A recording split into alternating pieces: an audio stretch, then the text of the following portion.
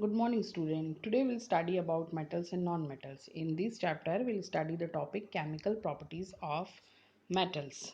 So let's see what are the different chemical properties of metals. Chemical properties means reaction of metal with oxygen, reaction of metal with water, and the reaction of metal with the acids. So first we'll study about the reaction of metals with the oxygen. Metals reacts with oxygen to form metal oxides. For example, you can see the chemical reaction here. When copper is a metal, copper reacts with oxygen, it forms copper oxide. Copper is heated and it combines with the oxygen to form copper oxide. What is the formula of copper oxide? CuO. When aluminium is heated, it combines with oxygen to form aluminium oxide. You can see the chemical reaction here.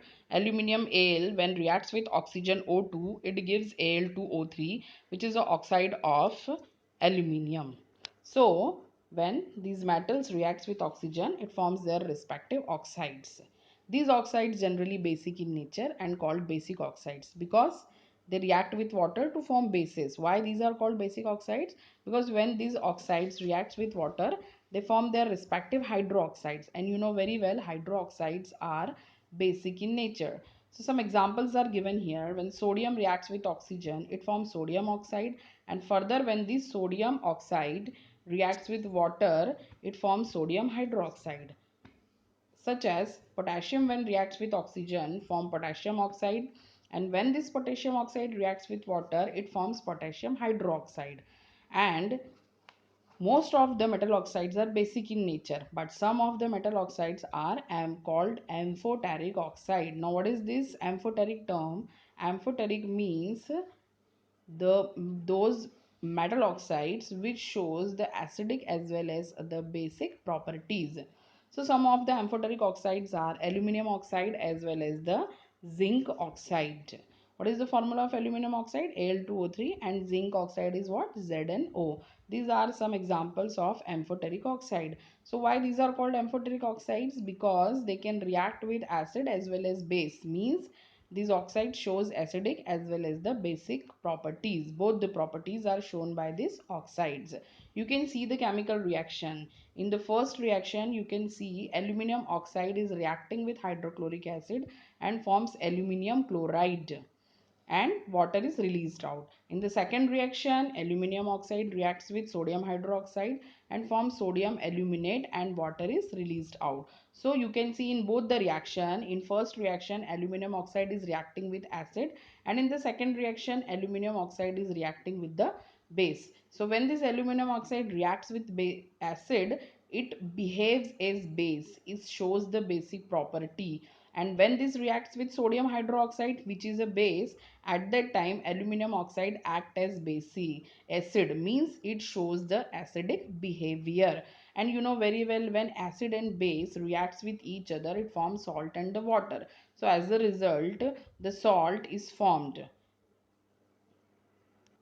So we can say that this aluminum oxide and zinc oxide is amphoteric oxide. Like that, zinc oxide can also react with hydrochloric acid as well as NaOH and shows the acidic as well as the basic properties. Now the reactivity of different metals with oxygen is also different. This depends on their reactivity order.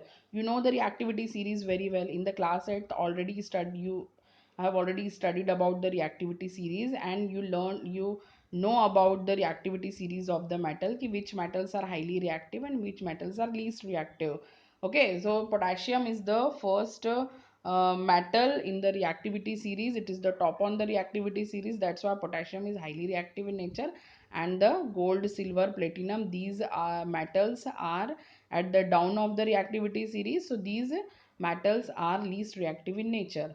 So you can see here metals like potassium and sodium react vigorously with oxygen. Why it can react vigorously with oxygen? Because these metals are highly reactive in nature. These metals are on the top of the reactivity series, so these are highly reactive in nature, so it can react with the oxygen vigorously. And if we kept it in open atmosphere, then it can also catches the fires. Hence they are stored in kerosene to prevent burning.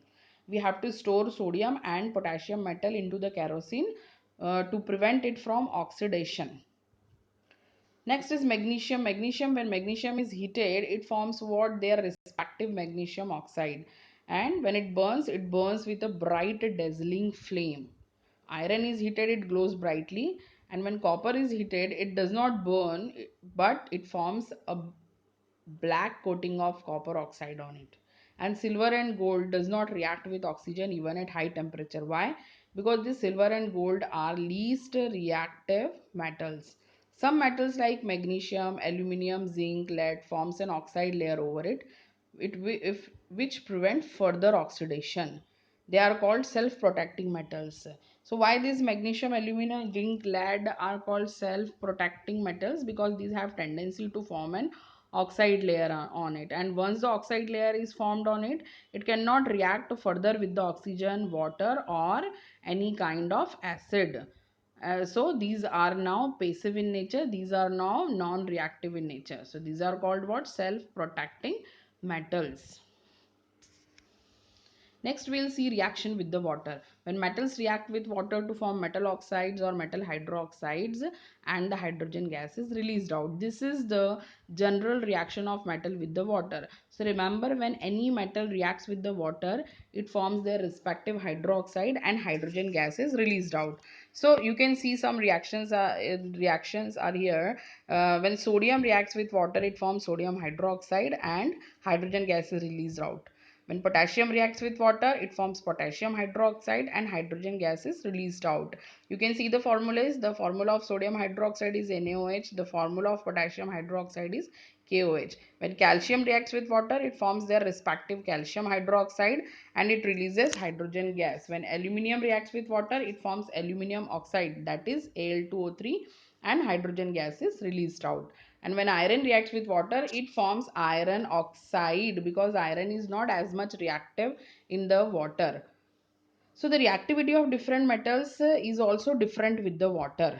Sodium and potassium react vigorously, violently with the cold water to form sodium hydroxide, and hydrogen gas can catches fire. Why? Because these, when this sodium and potassium metals, these are highly reactive in reactive metals, and when this metal dissolve in cold water, then this react very vigorously. This reaction is highly exothermic in nature.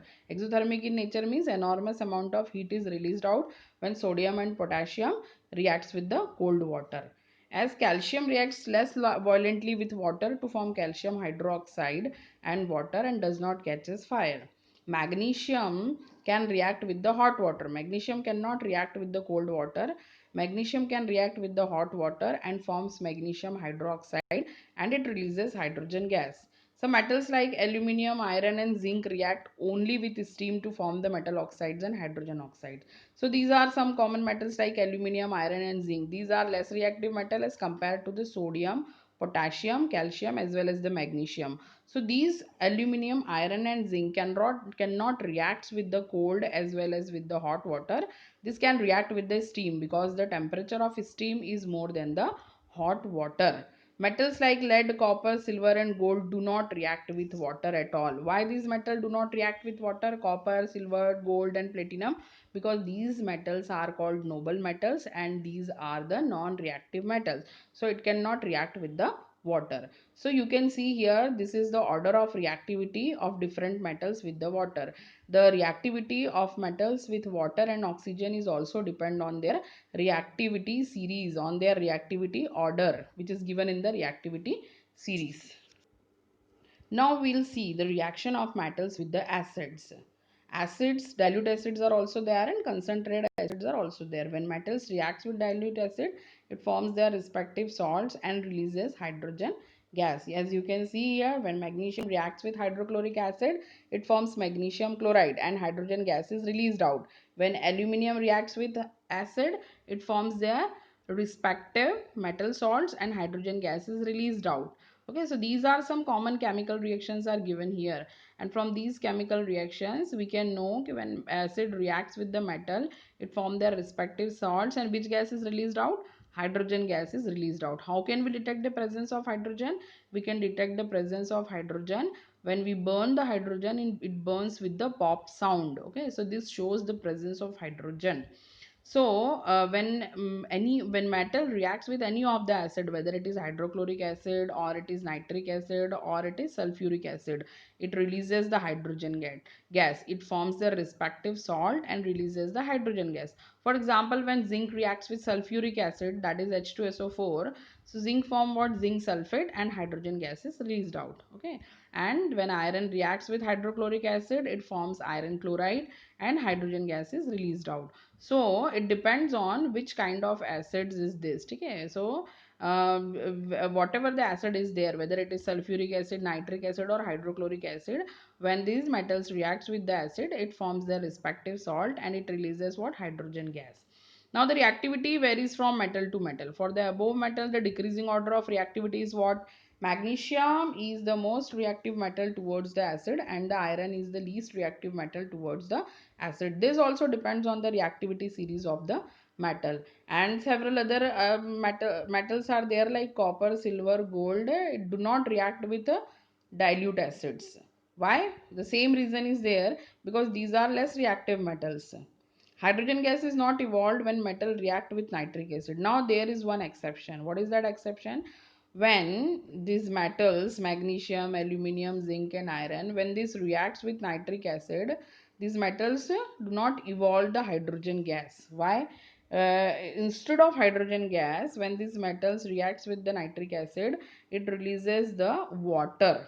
Why? Because the nitric acid is a strong oxidizing agent, and because of its strong oxidizing property, it oxidizes hydrogen gas to the water and it gets self reduced to all the oxides of the nitrogen. As you can see in the reaction, when copper reacts with nitric acid, it releases the water, not hydrogen gas. Why? Because as hydrogen is released out, it oxidizes hydrogen into the water and itself get reduced into the oxides of nitrogen, that is what? NO2. Okay. So you remember this thing, when metals reacts with nitric acid, it will not releases hydrogen gas, it will release what? Water molecule and the oxides of nitrogen. And one more thing, except magnesium and manganese, these two metals when react, magnesium and manganese, Mn and Mg, when these metals reacts with the nitric acid, these two metals only releases the hydrogen gas. Rest of all the metals do not release hydrogen gas. Instead of hydrogen gas, it oxidizes hydrogen into the water. So please do remember all this reaction. Next, we'll discuss the reaction of metals with metal salt solution. This is also the example of displacement reaction. You know what is displacement reaction? A more reactive metal displaces a less reactive metal from its salt solution. Displacement reaction is what actually? It is a more reactive metal displaces a less reactive metal from its salt solution. For example, magnesium displaces copper from copper sulfate solution.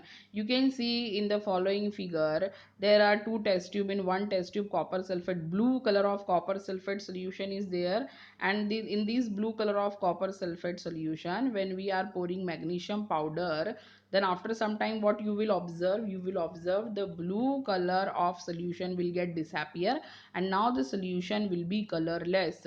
What is the reason behind that? Because magnesium is more reactive than copper, so magnesium displaces copper from their salt solution.